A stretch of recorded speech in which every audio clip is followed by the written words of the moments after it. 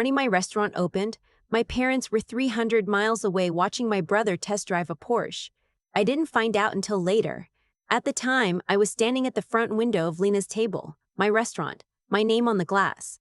Letters I had paid to have hand-lettered by a calligrapher because I wanted it to look exactly right. Watching a line of people stretch down the block in downtown Asheville on a cold Saturday in October. My hands were shaking.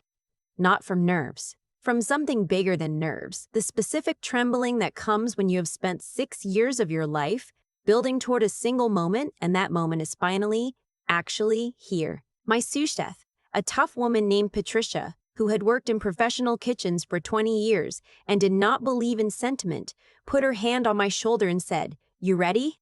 And I was. I had never been more ready for anything in my life. My phone buzzed in my apron pocket. I pulled it out. A text from my mother. I remember the exact words because I have looked at that text approximately 400 times since. It said, "So sorry we can't make it, sweetheart. Your brother's dealership appointment ran long. Porsche allocations are nearly impossible to get. You know how it is. So proud of you, though." Oh, hey, 3 exclamation points. A champagne emoji. That was my parents at my grand opening. I put the phone back in my pocket. I looked at Patricia. I said, "Let's go." I have spent a lot of time trying to figure out exactly when I became invisible to my own family. I don't think there was a single moment. It was more like a slow dimming, the way a room gets darker when the sun moves and you don't notice until suddenly you're squinting to see. I grew up in a 3-bedroom colonial in a suburb of Charlotte, North Carolina, the older of 2 children by 4 years. My brother I will call by the name our whole family uses, which is just Little T, because his name is Thomas, and my father's name is also Thomas, has been the star of our family's particular galaxy since the day he was born. I want to be careful here, because this isn't a story about hating my brother. I genuinely don't. He is charming and funny, and when he's not surrounded by our parents, capable of real kindness. The problem was never him. The problem was the ecosystem my parents built around him, one in which his smallest need was urgent. And my biggest accomplishment was background noise. My mother managed our household the way a publicist manages a client. She tracked my brother's baseball schedule with a color-coded spreadsheet. She attended every single game, every practice, every banquet. She knew the names of all his coaches and most of his teammates' parents. She organized team dinners. She bought the snacks. When he was named to the all-county team at 15, she threw him a party with a custom cake that said, "All-County All-Star" in blue and gold frosting, and invited 30 people. I remember standing at the kitchen counter eating a piece of that cake, not knowing what to do with my hands. Because I had come home that same afternoon with my AP chemistry results, a 5, the highest possible score, which my teacher had told me was rare enough that she was going to use my exam as an example in future classes. And my mother had looked at my score sheet, said, "Oh, that's great, Liv," and gone back to rolling silverware in napkins for the party. My father operated on a different logic. He was a contractor, practical and numbers-driven, and he had decided early on that my brother was his investment. Not in a calculated villain way, more in a quiet, assumed way, the way people make decisions without knowing they're making them. My brother was to go for the family business eventually. That was just understood. So everything that supported that future, the trucks my father bought him, the contacts, the job site experience, the truck with the company logo that my father had custom wrapped for my brother's 22nd birthday, was framed as a business decision. When I wanted to go to culinary school at Johnson & Wales, my father sat me down at the kitchen table and explained to me, with genuine kindness, that he didn't think restaurants were a stable investment and he wasn't in a position to fund something with that level of risk. He said he would help with the state school, something with a practical degree. I listened. I nodded. I got a full scholarship to Johnson & Wales. I pay for it myself. I want to be specific about what that means. Because paid for it myself is a phrase people say and it sounds like a neat, proud thing. What it actually looked like was this. I worked the breakfast shift at a diner 6 blocks from campus starting at 5 in the morning, which meant I was up at 4:15 every day, which meant that I routinely fell asleep in my afternoon lectures and had to record everything and re-listen at night. I worked Friday and Saturday nights at a hotel bar downtown, which paid better but required me to stand in heels on a hard floor for 7 hours, making cocktails for people celebrating things I was too tired to care about. I ate a lot of rice and a lot of eggs and a lot of whatever protein was marked down at the grocery store on Sunday afternoons. I wore the same 3 pairs of work pants for 4 years. None of this is remarkable. Millions of people do exactly this to get through school. What made it particular was the contrast. While I was reusing cooking oil longer than I should have and calculating whether I could afford both a new knife and this week's groceries, my parents were renovating my brother's apartment. He had moved out at 22 into a place they were largely paying for, and my mother decided the kitchen needed new countertops. I found out from my aunt, who mentioned it casually at Thanksgiving. The way you mention something you assume everyone already knows. I didn't say anything. I got up and refilled the breadbasket. I graduated from Johnson & Wales on a Tuesday in May. Both of my parents came, which I was grateful for. I want to acknowledge that. But my brother did not come. And when I asked my mother about it afterward, she said he had a job site he couldn't leave, that my father needed him, that it was a big project. She said it the way you explain missing a casual lunch. My graduation was the Tuesday thing he had to miss for work. I moved to Asheville because I had done a stage, that's an apprenticeship, in restaurant terms, at a James Beard-nominated kitchen there one summer and fallen completely in love with the city. It felt like Charlotte without the sprawl, like a place that would let me be strange and specific and ambitious without punishing me for any of it. I got a job as a line cook at a farm-to-table place in the River Arts District. I worked my way up to sous chef over 3 years. I was fast and precise, and I could taste the difference between good and excellent, with a consistency that my head chef said was either a gift or an obsession, and she meant both things as compliments. I saved with the specific, almost violent focus of someone who has learned that no one is coming to help them. I had a spreadsheet, not color-coded, because I am not my mother, that tracked every dollar in and out of my life. I ate staff meal whenever possible. I walked to work instead of buying a bus pass. I moved into a 2-bedroom and rented the second room to a nursing student named Gina, who was quiet and clean and always brought home leftover hospital cafeteria muffins on Sunday mornings, which sounds grim, but was actually a bright spot in my life. I had a number in my head, $85,000. That was what I calculated I needed to open something small, something mine. It took me 4.5 years. Not 85,000, 112, because the space I found, a former deli on a corner in West Asheville with original tile floors and exposed brick and a back wall of windows that faced a small garden, cost more to build out than I had planned. And I was not willing to compromise on the kitchen. I put every cent of my savings into it. I took out a small business loan for the rest. I signed the papers on a Thursday afternoon and sat in my car in the parking lot afterward for about 15 minutes, breathing carefully, the way you breathe when something enormous has just happened and your body hasn't caught up yet. Lena's table. My middle name is Lena.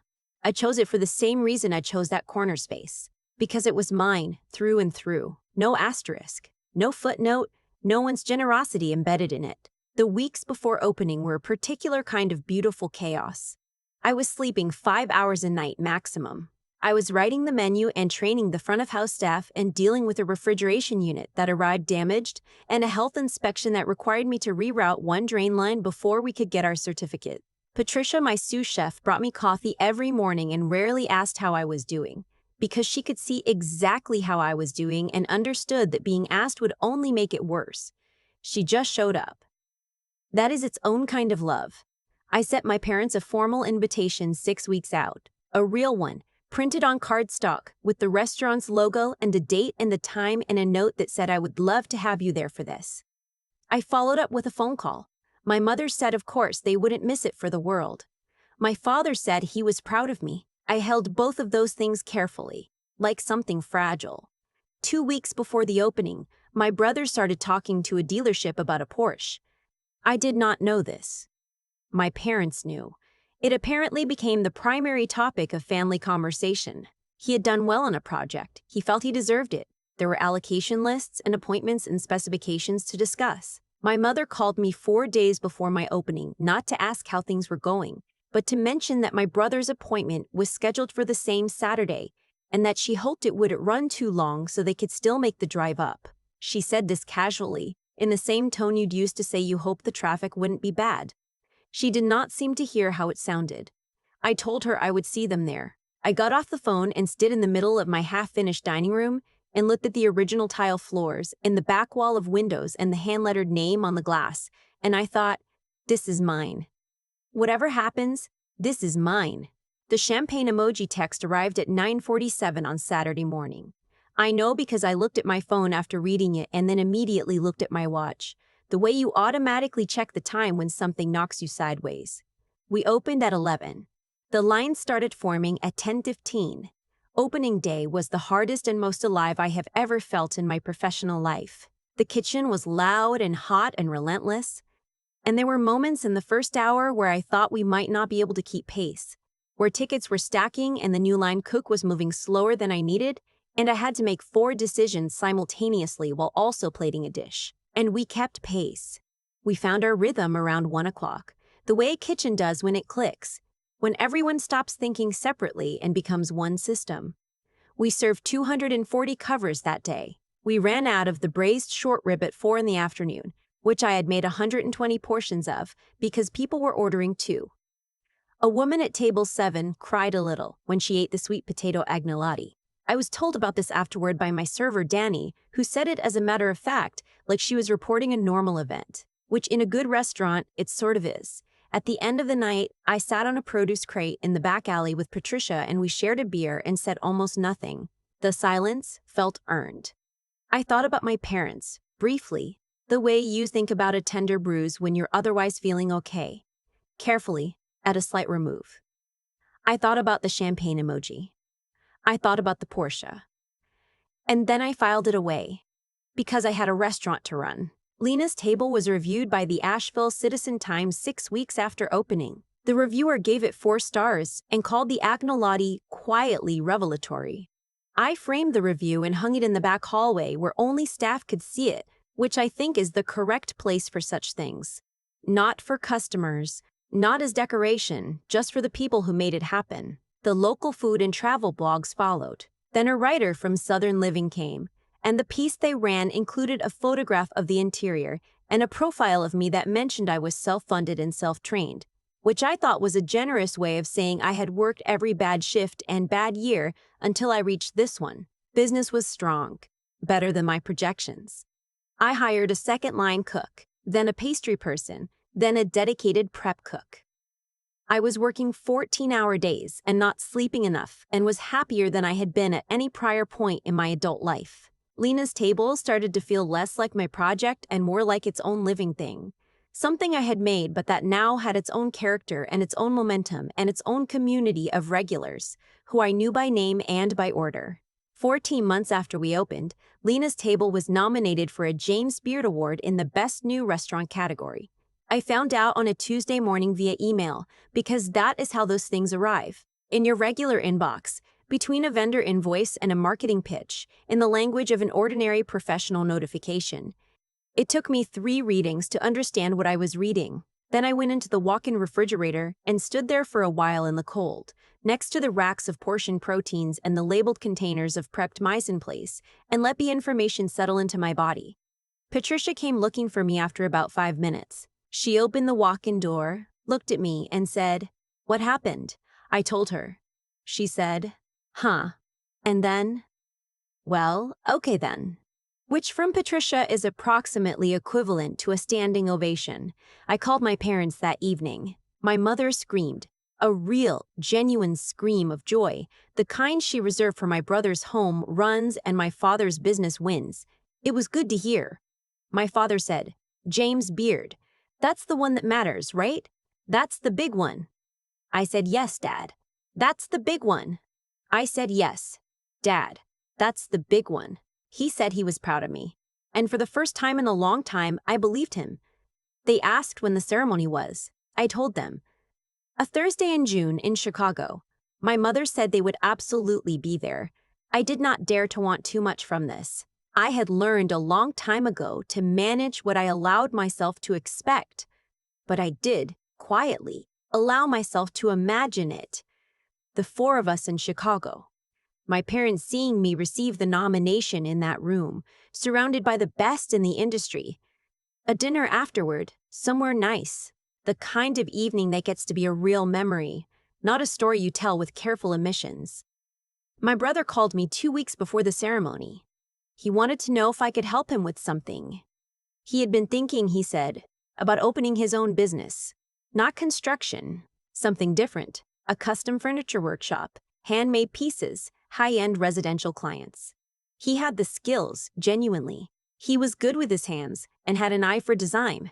What he needed, he explained, was a business plan, some financial modeling, and help building a website and social media presence. He'd been reading about my restaurant online and thought maybe I could use some of my restaurant marketing people to help him get started. He said this warmly, casually, the way you ask a friend who works in tech to look at your laptop. I asked if he'd talked to mom and dad about it. He said yes, and that they thought it was a great idea, that he just needed a little help getting off the ground, and that I was the obvious person to ask, since I'd figured out the whole business thing. I said I would think about it. Then my mother called the next day to tell me they might not be able to come to Chicago for the ceremony because my brother's workshop space was becoming available the same week and he would need help moving equipment, and they didn't want to leave him without support during a big transition. I was standing in my office, a small room off the kitchen where I kept the scheduling binders and the financial records and a corkboard covered in menu notes and a photograph of the original tile floors from before we started construction, back when the space was still a deli. I was looking at that photograph when she said it. "Mom," I said, "the James Beard ceremony is once. The equipment can move any week." She made a small sound, the sound she made when she felt accused of something. "I know, sweetheart. It's just the timing. I sent you the date 4 months ago." "I know, Liv. It's just." "Is this because of the workshop thing? Did he ask you to be there?" A pause. Longer than it needed to be to mean nothing. "He needs us right now," she said finally. "You've always been so capable. You've always figured things out on your own. You know how to handle these moments." And there it was. "You've always been so capable." The compliment that was actually a dismissal, wrapped in admiring language so that the person being dismissed might not notice they were being excused from consideration again. I had heard this my entire life. "You're so independent. You're so self-sufficient. You don't need us the way he does." What they never understood was that those qualities had not been there from the beginning. They had been manufactured, installed by necessity, built piece by piece out of the specific materials left behind by their absence. I was independent because I had to be. I was self-sufficient because there had been no alternative. And every time they cited those qualities as the reason they could redirect their attention elsewhere, they were using the wound to justify the wound. "I'll see you when I'm back," I said, and I ended the call. I went to Chicago. Patricia came because I had bought her a ticket months earlier, knowing somehow that I might need someone in that room who was unambiguously there for me. My friend Danny came. The ceremony was extraordinary. An enormous ballroom, the best chefs in the country, 20 years of food industry history in one room. I did not win in my category. I was not devastated. Being nominated was already more than I had let myself want. What I felt, sitting in that ballroom in a dress I'd bought for this specific occasion and finally felt like I deserved, was clear. Clear in a way I hadn't been in a long time. I was exactly where I was supposed to be, surrounded by people who had chosen to be there, in a city I had never been to, representing a restaurant that existed only because of my own stubborn, expensive, sleepless insistence that it should. 2 weeks after I got back, my father called. He said they wanted to come visit, see the restaurant properly. I hadn't seen them since Christmas, which was now 7 months ago. I said fine. I set a date. They arrived on a Sunday. My father drove. My mother was dressed as if she expected to be photographed. My brother had come too, unannounced, which I had not planned for but which I should have expected. He stood in the dining room looking around with the particular expression of someone trying to calculate what something cost. I gave them a table by the windows. I had arranged the reservation myself, taken care of personally by Danny, who understood without being told that this was complicated. I had decided I would feed them. That was what I did. That was the truest, most specific thing I could offer them, and I would do it well, regardless of everything. My mother loved the interior. She kept touching the tile floors. My father asked about the lease terms, which is how he expresses admiration. My brother ate in silence for most of the meal, and then, halfway through the main course, he looked up and said, "So, about the workshop, did you have a chance to think about it? The marketing stuff?" I had thought about it. I had thought about it for several weeks, actually, with a kind of deliberate patience. The same patience I apply to a sauce I'm not sure about, waiting to understand what it actually is before deciding what it needs. "I did," I said. I reached into the pocket of my chef's coat. I had been carrying something there all evening, waiting for this moment without quite admitting to myself that I was waiting for it. It was a piece of paper, folded twice, the size of a gift card. I unfolded it and placed it on the table in front of my brother.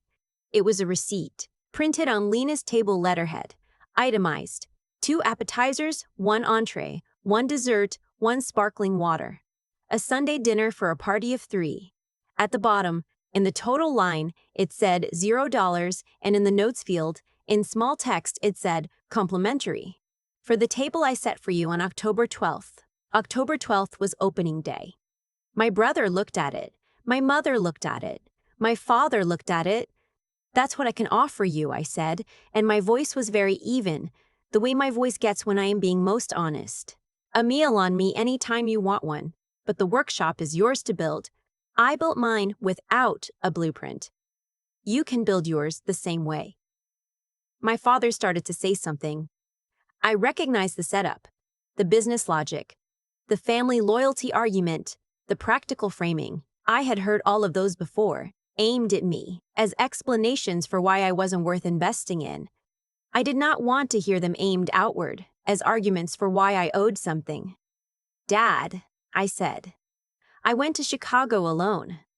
I opened this restaurant alone. I paid for culinary school alone. I paid for culinary school alone."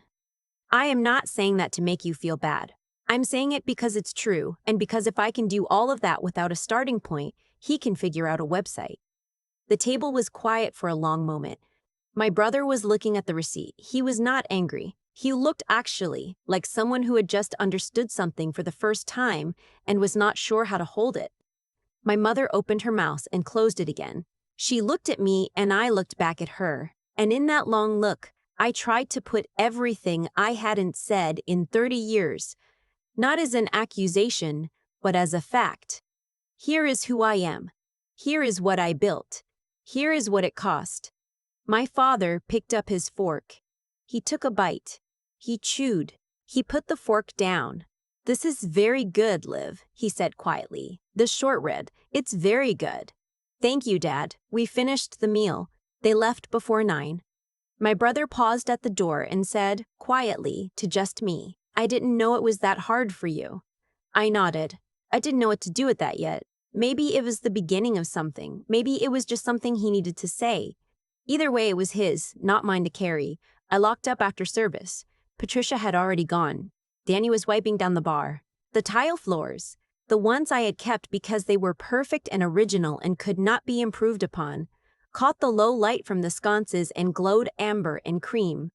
The back garden was dark outside the windows. The hand-lettered name on the front glass threw its shadow inward, reversed. Lena's in backward letters on the floor. I stood in the middle of my dining room for a few minutes, just standing in it, the way you stand in something you built to make sure it's real. It was real, every square foot of it, every dollar, every 4:15 alarm and doubled shift and meal I had eaten standing over a trash can because I was too tired to find a chair. It was real, and it was mine, and no one had handed it to me, and no one could take credit for it. And that fact, which had been a wound for so long, had quietly, without my noticing exactly when, become the thing I was most proud of. I turned off the lights.